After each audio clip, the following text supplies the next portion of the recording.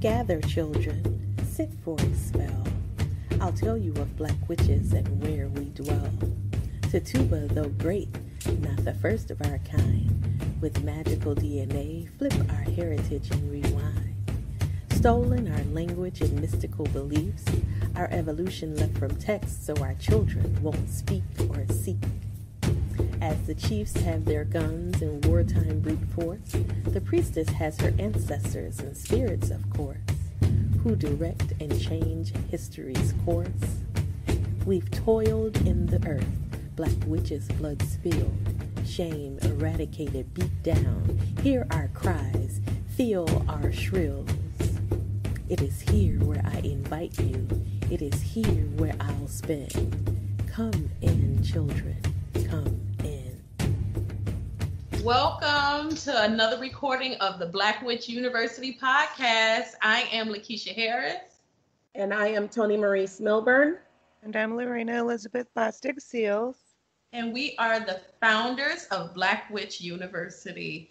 And today, our podcast is about measuring your magic.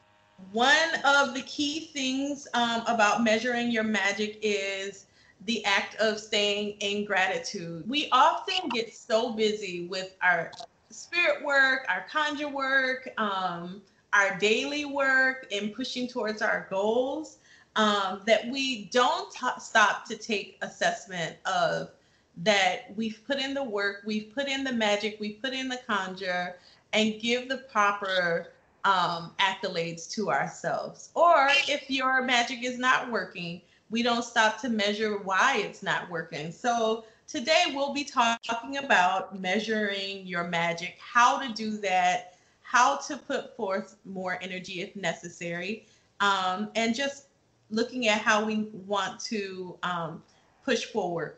So I guess, Lorena, you want to start us off? Yeah, I can start off. There's a lot of different ways of measuring the success of your work and whether it's not really going your way. It does involve, again, we're going to go back to documentation because if you're writing things down, that is one of the best ways to track the success or downfall of what you're doing. But also there's a lot of other things that come into play when you're measuring, like signs and omens, synchronicities happening in the course of the work that you're doing, and recognizing when movement is occurring, no matter how minute it might seem to you, it's worth acknowledging, okay, this is a step. Okay, you want to track your steps, and that's what we're talking about when we're talking about measuring your magic. It's also going to help to keep you from feeling down or because it is a science. And the proper documentation is required, and you have a duty to yourself to notice which direction things are going so that you can make the necessary changes or tweaks, being open to opportunities, setting boundaries for yourself and your work, celebrating the successes and giving the acknowledgement to your spirit intercessors. The measurement includes things like the law of attraction. The better you feel, the more good things are going to happen. And the way to keep yourself from that road of disappointment is to just measure your movements, measure your successes, measure the things that are coming to you, measure if things that you want are moving further away from you. This way you can judge what more or less you need to do. People they tend to get lost. We talked about set it and forget it, and people don't tend to do anything in the interim except wait. But it's important for you to notice what direction that you are moving in. Yes. And to document that. Yes. Do you either of you want to talk about like spells, the omens and the signs that your magic is working? I think that a lot of times when we cast our spells and we're doing our magic, ancestors, spirit guides, whoever it is that you're working with, they do send signs that they've heard you, that they're listening. We just don't always pay attention. And this becomes an act of settling our minds. This is where meditation comes into play. This is where visualization comes into play, and it needs to be a daily practice. Yes. An example of this would be you have you've asked for peace of mind. You know, you're working on self-love and you're asking for better mindset, you know, just more calmness and all of these things. And in your head, because you're so used to being your brain chatter going, you don't recognize that you've calmed down, but you've got people walking up to you and saying, hey, you know, you're smiling a lot more today. Oh, you've got such a pretty smile today. You look so happy today. Those are affirmations that what you've asked for is coming to fruition. So those are signs that the work is taking place. You may not recognize it because you're still within your brain and still within that chatter, but that's your spirit guides trying to tell you through other people it's working. Okay. Yeah. And we were talking about right before we started recording, we were discussing one of our last events together. Lorena and Keisha are both, one wants a brand new Mustang and the other one wants a brand new Jeep. And they were talking about these vehicles. And then they got outside of the truck, and parked right next to the truck was a brand new Jeep and a brand new Mustang. That is ancestors saying, we heard you. We acknowledge it, and we're going to open roads to that for you. That's an acknowledgement of that. Recognizing that was important for Keisha and Lorena to do, because had they ignored that sign, ancestors would have felt like, well, what the hell? You were talking to us. We're saying we heard you. You don't pay attention.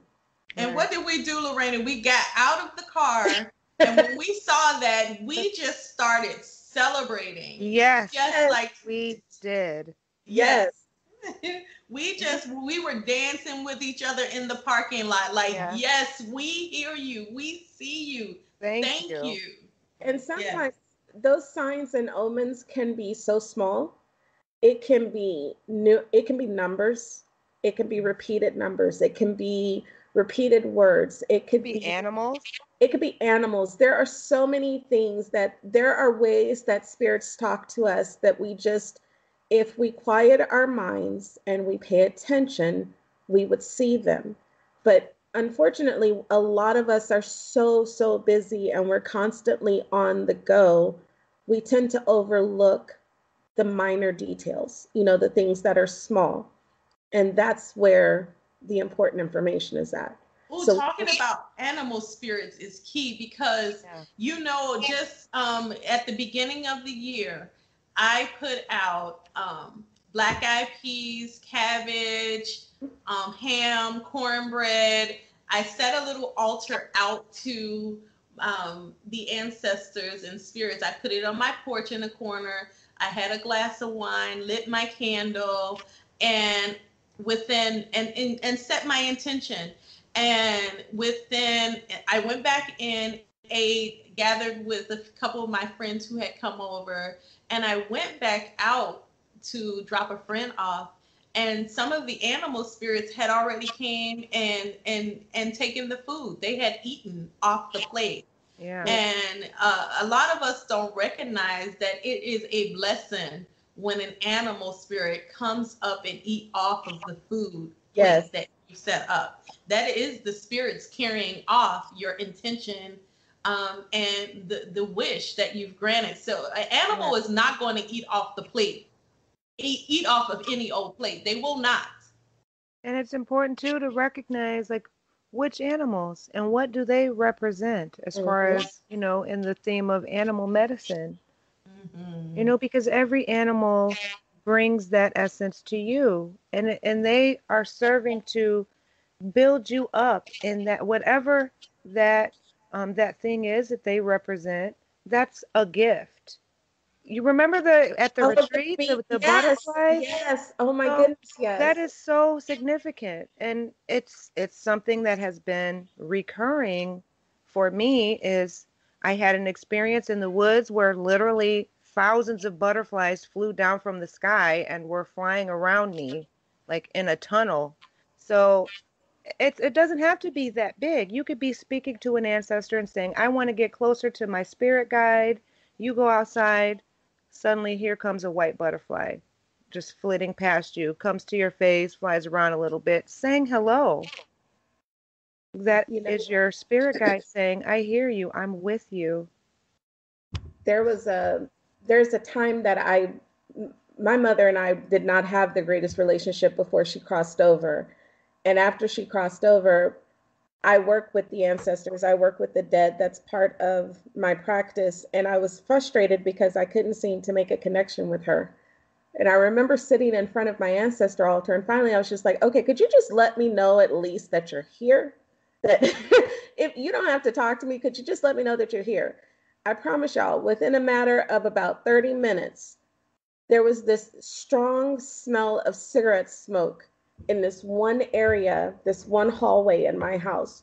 Nobody in my house smokes, nobody. So there was no cigarettes anywhere in there except right there. And I had to pay attention because had I not walked past there and just stopped for a minute, I wouldn't have noticed it. Then on the way to vacation this year for Christmas, I played one of my mother's favorite songs in the car, one of her favorite Christmas songs. And my husband looks over at me and he goes, "Did you light a cigarette?" I said, "No, you know full well I don't smoke." And sure enough, that has become her way of letting us know that she's here, that she heard. So you have to, it seems silly sometimes, but they find ways to let us know that they recognize and that they hear us. And it could be in ways that that you don't think would be important. Absolutely. I remember an occasion where I was driving in the car and I had this strong smell of bergamot hair grease. And anybody who is That blue black, magic, girl. blue magic, blue magic. And you know, the bergamot is like, it's that blue magic hair grease is just like, it's notable. It's like It's unmistakable. It's unmistakable, Yeah. you know, and I'm like, this is an ancestor spirit riding with me. Yep. And this is a black ancestor spirit riding with me.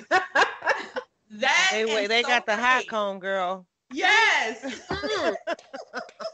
Hold your ear. Hold your ear. That and sulfur 8 hair grease. Woo. I swear. I know it. And so whenever I smell that, and then I can, whenever my father is answering something or is coming to me for a certain purpose, I can always smell, one, his cologne, and two, weed. He loved weed. So if I'm smelling a strong presence of marijuana in the air or cologne, I know it's my dad. Yeah. And he's usually coming to me as a transformation. Like if something major is about to transpire in my house, or in my life, he's always like, "Baby girl, I'm present." I could just like hear him saying it. So, you know, those are the measures in which, you know, one, you know, your spirit court, your spirit guides are with you, and they are indeed working the magic, or co-partnering with you to work your magic. So that is a measure. That is a tool by which you can measure your magic. You know, are you feeling their presence? Are you smelling? Is those animal spirits coming forward and presenting themselves? Yeah, so those are the things that you can do. And the acknowledgement, just to add to that, the acknowledgement and the gratitude also lets the universe know, okay, I'm doing it right. I'm headed in the right direction. So they're going to keep working for you. Yes. Okay, if you're not acknowledging and just saying, oh, I noticed this, I see this, I received this is perfect, or this is exactly what I wanted, like, you want it to keep going that way, right? Mm-hmm. It's just like us as people. When we're doing something, and if somebody is not saying, okay, that's great, that's okay, then you'll stop, or you'll look for another way. We all need that. And so our spirit courts, our spirit guides, also, it's best to acknowledge these signs and these omens and to greet them with gratitude, or on another token, when it's not going properly, to say, this is not the direction that I was hoping for, and that all falls into the boundaries. Yes. So we all require that acknowledgement to know Right. that we're on the right path, we're on the right strain, we're headed toward the proper goal. And Yeah. if I can add to the acknowledgement, it doesn't have to be anything major. It can be a word. It could be burning an incense. It could be something small. Just acknowledge that you see and hear it. That's it. The other thing is, so going back to measuring your magic, are people outside of you taking notice?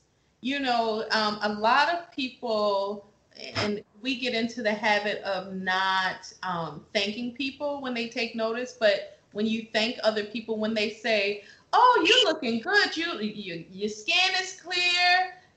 And this is or that is happening." That outside confirmation girl, I see things shifting in your way.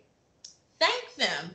Thanking another person who gives you a compliment or who's taking notice of the change or the shift or whatever you're putting your energy into the project or what have you is a thank. So thanking those who recognize the shifts that's going on in your life is a thank you to the ancestors and your spirit court.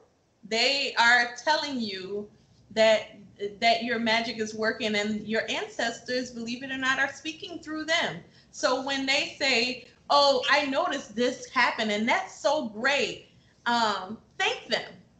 We speak consistently about decolonization, and being able to acknowledge good things about ourselves and being able to accept compliments is part of that process. We feel uncomfortable accepting compliments and accepting positive affirmations, and we have to change that mindset.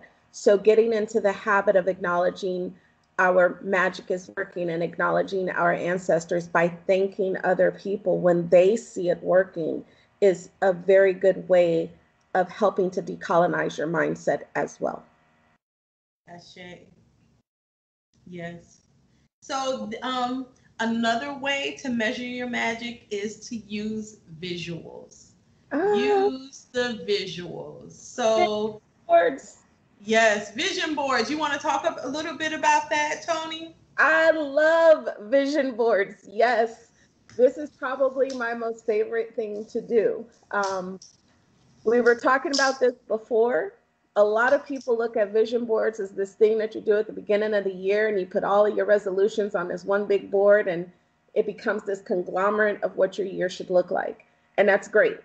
However, you can also make one vision board for one thing. And my example was, let's say you want to do a family vacation, and let's say you want it to be a Disney cruise, for instance.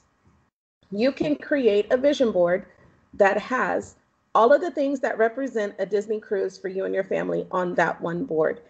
But you have to be able to quantify as you make steps in the right direction. You have to be able to mark things. So use colored pens to check off stuff as you accomplish them on that board, getting you closer and closer to your date of departure.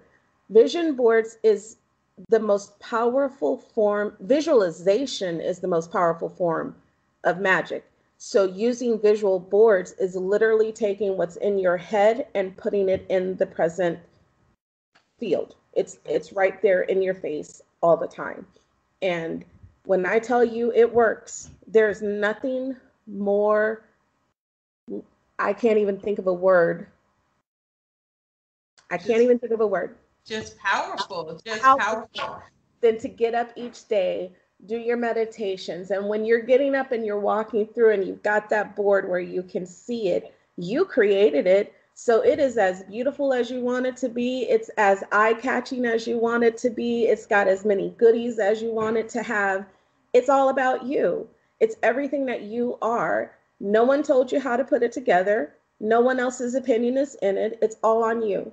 And that's the most powerful magic you can have. And visualizing that every day allows you to use that confirmation and that affirmation and put it out into the universe. And this is where law of attraction that Mama Lorena was just talking about comes back into play again. All of these things tie together. Yes. All of them.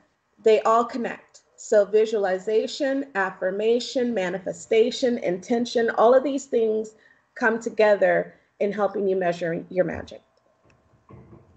They make the bigger picture. Like when your vision comes out in the form of something tangible, that's only going to help you.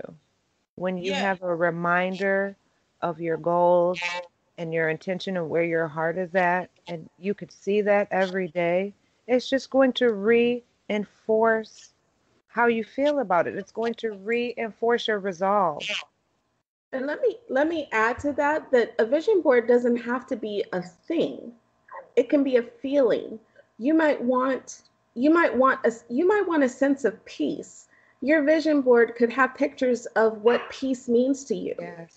You know, what does peace look like to you? Is it a sunrise? Is it a flock of birds taking off at sunset? You know, what looks Is like it a sandy beach in Jamaica, right. You know? So whatever that peace looks Girl, like. you've been trying to go to Jamaica for Girl, I'm going. We're gonna have to get her ass to Jamaica soon.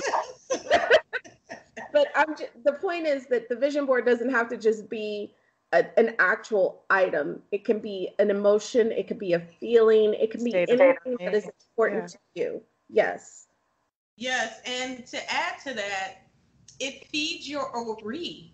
Yes. Your ori. Like what you are digesting into your ori becomes the ashe that you put into the universe.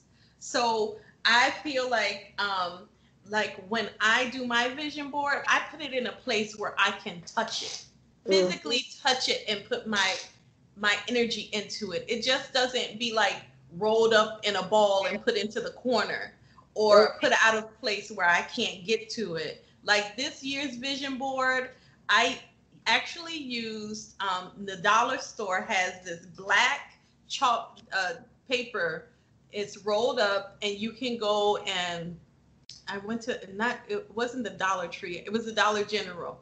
And they had this rolled up tack paper or contact paper that you can write the vision right on with chalk.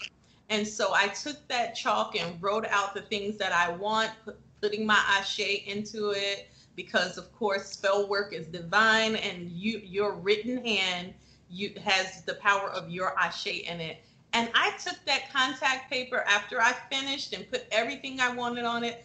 I put it to my refrigerator. I go in my refrigerator all the time. Here, let me tell you about this synchronicity. I just got some chalk pens. And I'm like, what am I going to do with these? And now you just told me about this chalk paper. Yes. So there you go. There you go. See, look how the things just come together, y'all. It does. There's some synchronicity times 3. I'm sitting here at my desk looking at a pack of chalk as you're talking about chalk pens and she's talking about chalk boards. And I'm like, well, I guess I need to go to the dollar store and get some of this chalk paper. Yeah. Synchronicity times 3. Yes. So, those vision boarding is one great way to measure how far you come. Like Lorena, tell them the story about how you put that red truck on your vision board. So I did a vision board last year and, I wanted a red SUV. So I put a red SUV on there and most of the other things were more about state of mind and more about, building of self, like my own personal beliefs and stuff just coming back together, after like having a rough time. But the physical representations that I put on my vision board, the main one being this truck, I was given a red SUV, a Durango. It was just given to me. Like, so I'm reviewing my board, and like I said earlier, sometimes you don't think to like put things together. And when I had the realization, like, oh my God, it just brings you into that celebratory state where you're open to receive more things that make you feel so good, Right. right? Right. So everything I put on my vision board came true. See, Absolutely. Absolutely. So, all of these things, all of this is ways in which you can measure your magic. Again, these are recipes. So, there is measurement in the recipe. And so, you want to really just think about your intention, really follow through, execute, Mm. and measure how far you've gone. And don't forget to celebrate. Yes. exactly. Please celebrate yourselves, celebrate your successes, even the little ones, especially the little ones. Yes. So I So, want to add, let me add a little thing about recognizing movement. So let's say you want money, right? You need some money for whatever. We won't get into that, but just money, money, money. But you're not being specific about where that money is going to come from, right? Because you just actually just want to have money, right? You're not thinking about how you're going to get it. Um, but then opportunities come, like for a job, and then you're like, I don't want no job, and you just turn the other cheek, whatever. I'm not interested in that. That is movement. Because you didn't specify you wanted the money to come from a job, like that's your fault. I just want money. Well, a job is going to bring you some money, right? You don't want that job. You don't want any job at all. Well, then think about where the money is going to come from. Think about where you want the opportunities to come from. What sphere of your existence can this come down? So don't turn away from these. And in the documentation of your progress, that teaches you, okay, I needed some money, but I really didn't want it to come from a job. I wanted someone to extend me some charity, right? So then you learn, okay, I need to request charity as opposed to employment, right? That is So that's true. just another way of measuring your magic. well, being um, being open to different ways that it presents itself. Yes. Like you may, like Lorena said, you may ask for money and it may present itself in a way of a job, but it also might present itself in a way of a discount on something, Yeah. or a rebate on something, or it might present itself in a new client. The money can come in many different forms. You just have to be open to receiving But the it way. can also come in bad ways. Like you can get Yes, into a car accident. yes, yes. And ooh, so child. if that's not what you That's where that want, intention needs to be clear. yeah. Yes, because let me tell you, remember just this past summer, Yes. how I was like, oh my goodness, Malcolm needs money for to go back to college. We need to pay off this tuition, this and that, and the third need to come. And somebody totaled Malcolm's gently used truck. Poor Um, Malcolm. Poor Malcolm, My poor nephew. and so the truck was hit while parked in front of my job and completely totaled. And out of that strain came enough money to get him a newer truck, and enough money for tuition. So, everything that I asked for got handled in a very auspicious and very odd type of way, Right. but it was handled. Yeah. Exactly. So just it may come at an inconvenience to you. Be very specific how you want it to come. It goes back to our last podcast or the podcast before on intention and setting that intention and being very specific. But all of those things came to me, and then also not even in that way, like that I received the money, but I found a new place, and I did have to move, but I found a new place in New Orleans for $400 cheaper than my last rental payment was. So then I was able to have an extra $400 a month. Yep. So, you know, these are different ways in which it will come, celebrate each of them, even celebrate during the hard times. Be grateful during the hard times. So we're going to wrap this session up. We are so very excited that you continue to join us. I am Lakeesha Harris. I am Toni Marie Smilburn. And I'm Lorena Elizabeth Bostic Seals. And we, again, are the founders of Black Witch University. We hope that you continue to join us via podcast. We also hope that you will go over to www.blackwitchuniversity.org. There you can access our newsletter, our conjure shop, and more information about Black Witch University. We also have our Patreon page up. And if you are enjoying and liking what we have available, please share our podcast and donate to our Patreon page. There you help support and sustain Black Witch University, our students, and all of the love work that we are each doing in our community. Yes. Have a great day. Ashe. Blessings. Ashe.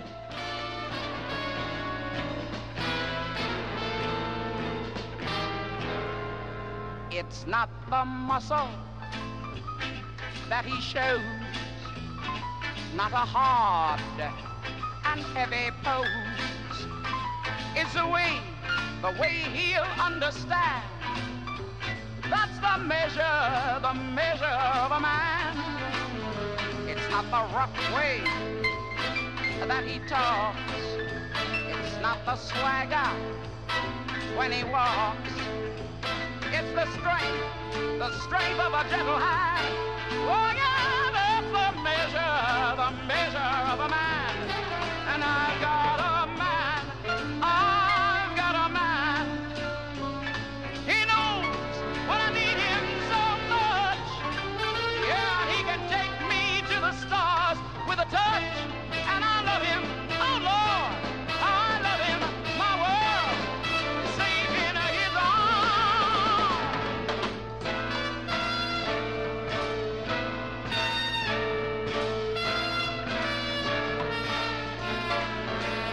It's every dream that he makes real. And it's the joy he makes me feel. The respect his love can command. Oh yeah, that's the measure of a man.